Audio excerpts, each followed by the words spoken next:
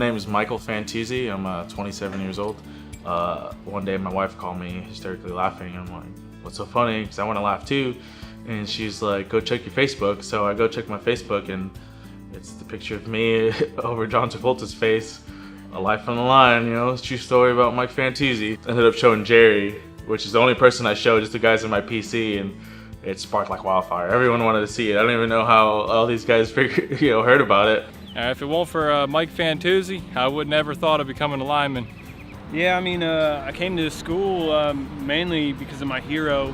I watched Life Online with Michael Fantauzzi, and it just changed my whole perspective, and I wanted to be a hero like him. It's funny because it's about me, obviously, you know, but I still haven't seen the movie. So I'm ending up probably gonna watch it here pretty soon, see how good John Travolta portrayed me.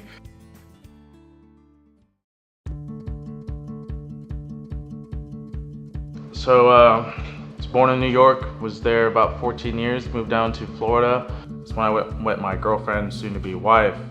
Ended up getting married in 2009.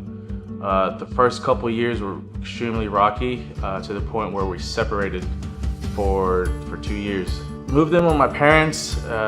Things with my father were extremely rocky. Eventually ended up kicking me out. All I had was the clothes I had on my back and my Pontiac Grand Am. Spent about 2 weeks sleeping at Walmart parking lot, and I had like a box and a half of Pop-Tarts and a jug of water, the toothbrush and toothpaste, and really it was the lowest point in my life.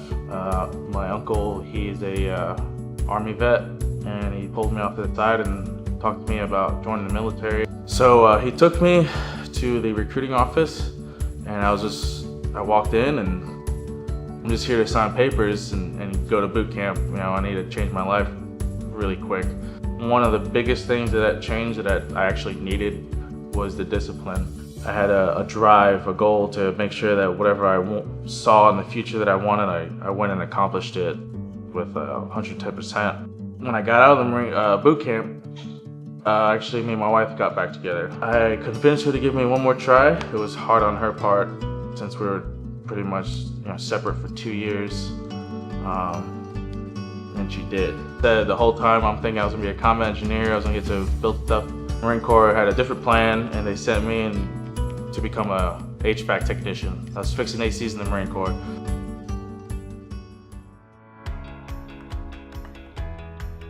The road began through my Staff Sergeant Nathan Gross, and he's the one that got me into looking into the school.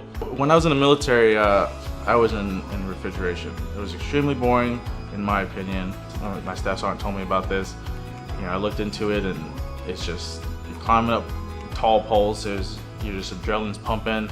You're doing all this work, and people rely on you. Which in the military, the whole country relies on you, and it's just something that I take to heart. When I get out into the workforce, I'll be one step ahead of the guy that I'm competing with because I already know the basis rather than starting from the ground. I see myself owning my own home by the time I'm 30.